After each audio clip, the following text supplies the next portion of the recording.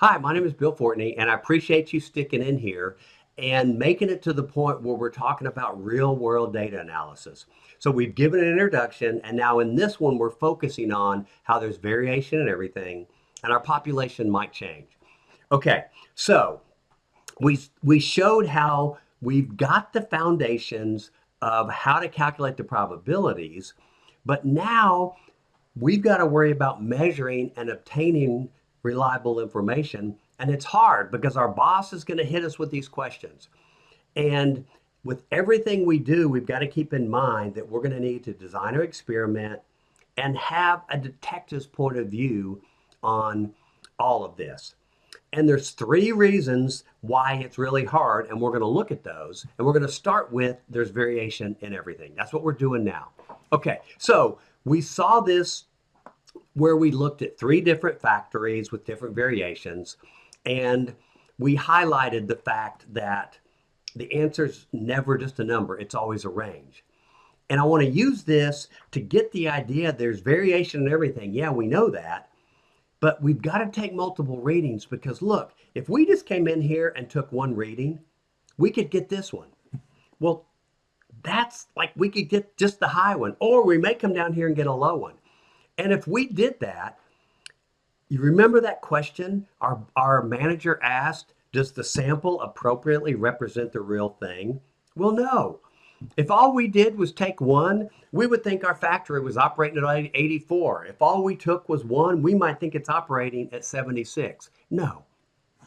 The only way to have a reasonable estimate of what to expect, because there's variation in everything. Everything has variation. That means you can get any value in its range based upon the standard deviation. The only way to get a good estimate is to take multiple readings. Also, the only way to understand the variation is to take multiple readings because the average is never the full story. This factory here and this factory here with the 0.5, they're not the same factory. What can I expect from this guy? What can I expect from this guy are way different, but you would never know that unless you took multiple samples to get an idea of the standard deviation. Okay, so it's a simple thing, but it's hard. We're so used to grabbing something, taking one measurement, and saying we have it. We don't. There's variation in everything. Even if you're measuring something stable, like the gauge blocks that you measured, there's variation in your measurement system. If you measure the exact same thing time after time, there's going to be variation. So unless you take multiple readings, you don't have a good idea of what the true value is. Okay, enough said on that. Take multiple readings and remember that the answer is always a range. So use your variation and distribution to understand what to expect. Okay, number two, and here we go. The thing that you are measuring, the population, may be changing. The world is not a nice place. So we keep seeing this up here where we're assuming random common cause variation. But what does that even mean? So you remember up here, we said, why are these different? And we said, up till now, we've been told that it's common cause. In the real world, why they're different? Number one is common cause. There's variation in everything. Everything has wiggle to it. That's true. But they also could be different because something changed. Let's say that we produce at one level when we buy raw material from one vendor. We produce at another level when we get raw material from a different vendor. One sample was made when one vendor's material was running through, another sample was taken when the other. But something specific, it's special cause. Something made these two numbers different other than just plain old randomness. That's a reality, and we're going to explore that. And then the third reason they could be different is measurement variation. Some people call measurement error, measurement variation. And that's going to show up in number one because what you're going to learn is our measurement process has variation. It's producing random variables. So there is random variation in our measurement process. We're going to talk about that later. But this measurement variation might also show up in number two something might happen to our measurement system. We're doing our measurement system and it's affected by temperature. And as the day goes on, we're in eastern North Carolina, the temperature gets a lot hotter. So these are different, not because of randomness, but these are different because this was taken at 50 degrees, this was taken at 80 degrees. Or we bump our measurement system, we knock it out of calibration. A lot of things can happen that are special cause. So now, a process is stable. A stable process is varying only due to common cause, to number one. So when we say we need a stable process, what we're saying is number two is not going on. Not from the process, something changing in the process, or not something changing in the measurement system. That's what we mean when we say a process is stable. Now, let's see what can really be happening in the real world. So we have this factory, it's making the bolts, and let's assume that we can see all the bolts coming out of our factory. If the process is stable, so only common cause variation, it's random, then what would we expect the bolts to look like if we graphed them in the order they were produced? Okay, your mind should be jumping back and saying, oh yeah, I know exactly. We did this. We plotted 1,000 coming from the factory. If we just turn the normal over on its side, so 68% are going to be here in the middle, half of 68 on each side, and we see the percentages. We saw that.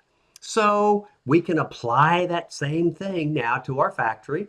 We plot the bolts coming out, and we would expect them to look like random variables coming from one distribution. They're mostly around the average, there's bouncing, and even if it's not normally distributed, they're going to follow some kind of pattern like that. This is common cause variation. There's no obvious sign, and obvious is key.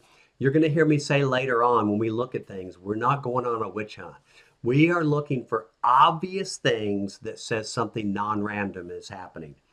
I see nothing here that says anything about non-random. So this process, this population, this factory is creating the data, is stable. This is a stable process. What does stable mean? Only common cause variation. It looks like one population is creating the data. Okay, now let's say we go to our factory and it looks like this. Does that look like one distribution, random variables coming from one distribution? No, not at all. It looks to me like our factory was doing this and then it was doing this. And notice what we had before with an average of 81 and a standard deviation of 1, it should look like this. We're getting points all down here and all up here. No, that is not one distribution. It looks like there's one population happening here, one here. Look at these 2 points. Why are they different? Well, one, they're different because of common cause. It's wiggling around. But they're also different for a special cause. Something happened right there. It's obvious something changed. And if you design your experiment well and did your homework, you have a good idea of what it may be. Remember the types of variables that you learned about with an experiment: independent, dependent. You learn about background variables. All those different variables, if you've done your homework identifying those up front, then that's the first place to go and look when you're being a detective, to see whether one of those may be what's happening and creating what you see in your data. But whatever the cause, our data going from here up to here is not a sign that there's one population. It's a sign that something happened, something changed. So this process, population creating the data, is not stable. Okay, do you see the difference? Stable means coming from one distribution. Anything that's a pattern that looks non-random says that the data is not stable. Okay, let me show you some other ways that our factory could be operating. And what I want you to do for each one is answer, is it stable? And if not, I want you to tell me what's changing, the average or the standard deviation. Okay, so here they are. So let's look at this first one. Is this stable? Does it look like data coming from one distribution? Yeah, I don't see any non-random patterns in this at all. The average seems to be stable, and the standard deviation, the wiggle, seems to be stable on that one. Okay, how about this guy? And I'm pretty sure you can look at that and say, no, it's not stable at all. The standard deviation, it's wiggling about the same, but the average is changing. Now, you might be tempted to say, well, it's changing, but it's changing with a cycle. It's probably not, because look, this right here is a lot shorter than this down. So yeah, it is not consistent. The average is changing. That does not look like one population. How about this guy? Oh, and down here I said consistent variation, changing average. Consistent average, but the variation is changing. And then this guy down here, again, it's not stable. And looks like the average is going up and the standard deviation is going up. Now, these are just examples of what can happen in your factory, not these patterns. You know, you're not very often going to get to see something that exactly looks like that. But the point is, your average can be changed in any way, your standard deviation can be changed in any way. This can be happening in your factory, and you're trying to ask what you can expect from these. And so when you look at this, I come and say, what can I expect from you? Hopefully, for all but the first, you see that it makes no sense to even be asking this question, what can I expect out of you? How can you know what to expect? Because they're changing. They're not stable. What do you mean, what can I expect? What can I expect when? Here, here, here. Does that make sense? So if a process is not stable, asking what I can expect from you, it makes no sense whatsoever. We need to stop. If this is what we found, and you'll learn ways to find this, if we found our process is not stable, even that thing where it was here and then it jumped up, we need to stop and change the question. Remember curiosity. The question needs to be, why is this happening and how can I stop it? Not what can I expect from you. We need to change the question, okay? This is the reality of real world data. Lots of things are affecting what you're measuring, and there may be things affecting it that are inconsistent that you need to stop and understand before you can say, what can I expect? And you need to go and fix that. So hopefully this shows you why your manager's first question was, is the process stable, so important? Because if it's not, what do you mean I'm not going to go to jail? You can't tell me what to expect because the thing's changing. You get the idea.